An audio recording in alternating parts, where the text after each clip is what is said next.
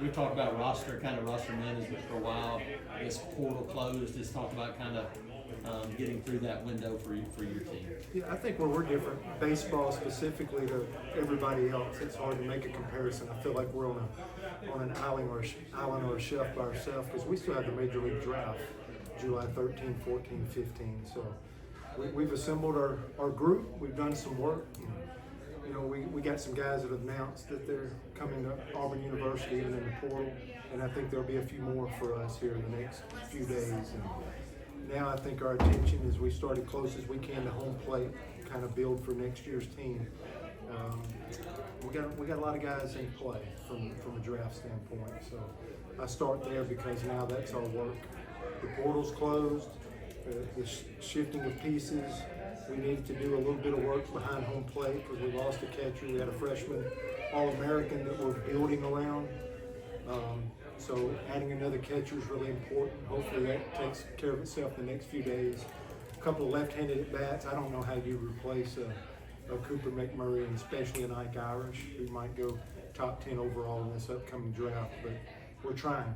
And so I think, you know, a couple left-handed hitters to keep that balance. We liked being able to get through those 10 SEC weekends with a couple of veteran left-handed hitters. So can we find that? I think that's what we're hoping to close in on and keeping our fingers crossed to being able to do that. And, you know, somebody's probably smirking if they read it, just like I'm saying it, like, how do you replace an Ike Irish? And I think you're looking more within the ranks to do that. So hopefully we can add a couple of good players and a Freilich after a really good freshman year can keep coming above Terrell.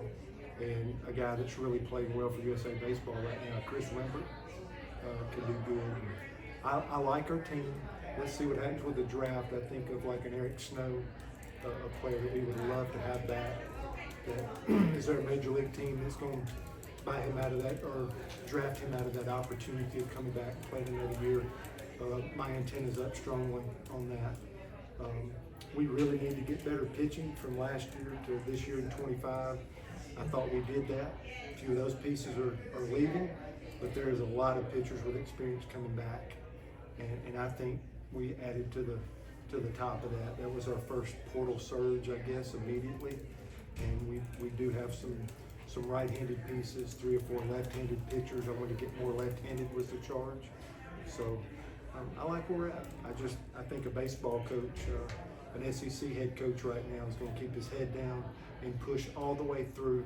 The date that I'm looking at, that maybe everybody else is not looking at, is August 1st. That's the last day you can sign a professional contract. So I think we have to stay relentless, head down, keep getting as good as we can close to home plate until that August 1st date hits. You talked about, I think during the Super Regional, how you said some of the details of how crazy that was during the delay. You have to save those for the book. But I guess from that experience to now, signing the guys you signed and maybe as importantly, retaining the guys that you retained from that freshman class. Yeah, probably to expand on to your point, great question.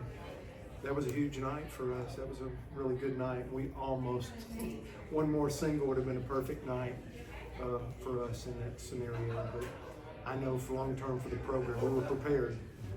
Did not have any clue that was happening that night, but we were prepared. Not just, that's not a pat on my back, that's our staff and everybody that's helping us do this from a recruiting standpoint of our players, from being ready to do some things. We were ready. And, so that's helped our program. When I say close to home plate, I'm talking about how important it is, in my opinion, in this day and time, being good with what you already have. Your best players. We had 4 guys enter the portal as soon as we got to our exit meetings after the Coastal Carolina series, and I love those 4 guys. And those 4 guys simply want a place to play. And I think 3 of the 4 have landed to great places, great programs, and hopefully they see a roadmap with a legitimate opportunity to get on the field and play like they deserve. We didn't have any other attrition as we went on, so those 4 initial deals, it just keeps me focused on going in. One of my first steps was go see Chris Rembert and Kate Cotton, go see Freilich and make sure he got onboarded up there. That's our type of recruiting. Our young players that we're excited about, going and seeing a Connor Gatwood that redshirted this year that we just absolutely hold in the highest regard.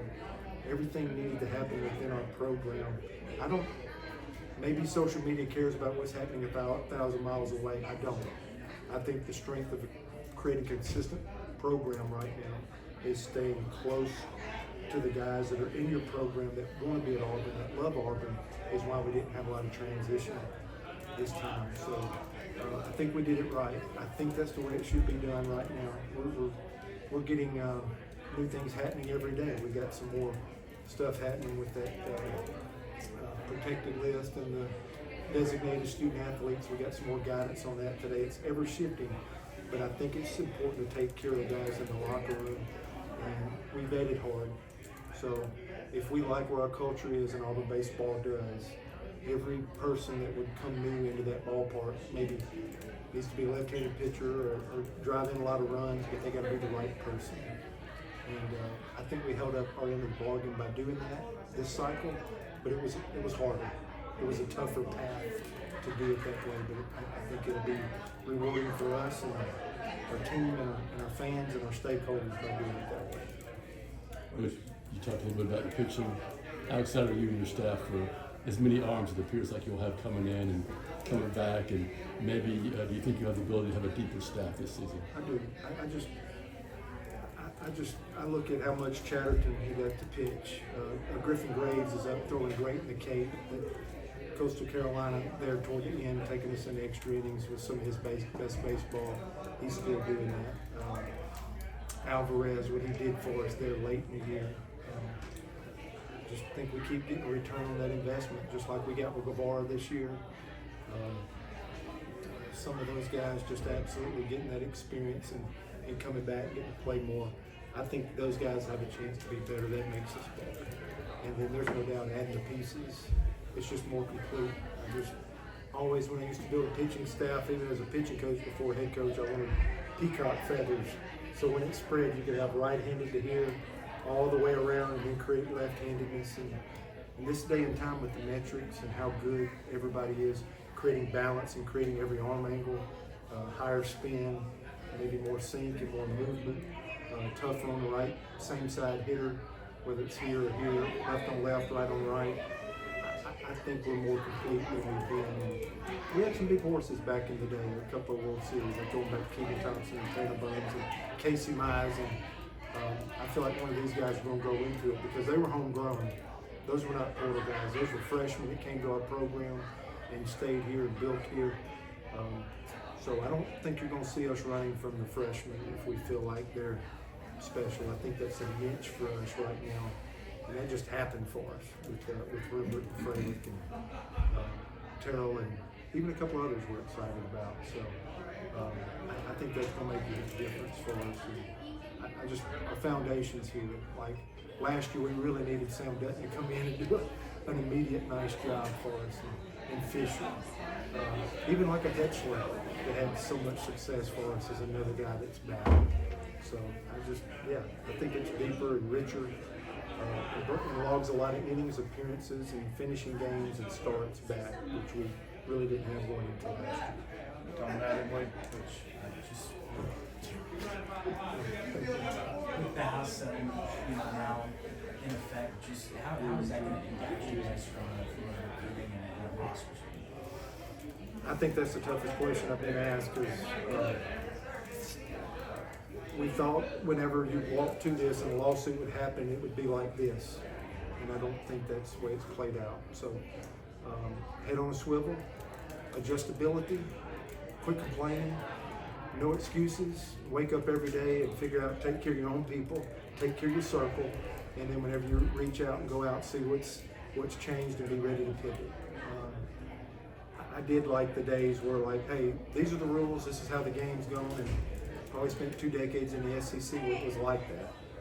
And now you've got to be uncomfortable waking up every day. You've got to be comfortable waking up every day feeling like somebody's about to flip the table over. And nobody cares.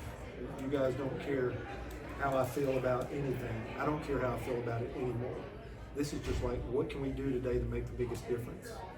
And just treat it as a game, right? This stuff's getting big and talked about a lot, and hopefully that lawsuit sets in motion everything that we thought would start taking place, but it wasn't immediate, and it hadn't happened yet.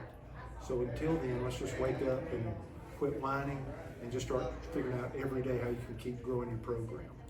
And go with what you got, and these are the strategies, and work with it, because right now nothing's like it used to be. And that was kind of comfort, knowing this is how it was and this is what you had.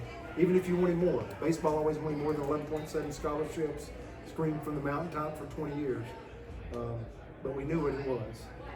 Now with everything changing and evolving, and we're having to, try to get a little more, ask for a little more, or do a little more, or trying to find new strategies. It's okay, as long as we just have a good attitude every day. It's kind of the figured out mentality is at an all-time high right now. And that's where we're at. We're just waking up every day. I just spent 15 minutes out there before I come in just to see what changed from the hour drive. Has anything changed before I walk in here with these awesome people for 2 hours? Let me know, and I'll call you back in 2 hours and see what happened while we're hanging out here.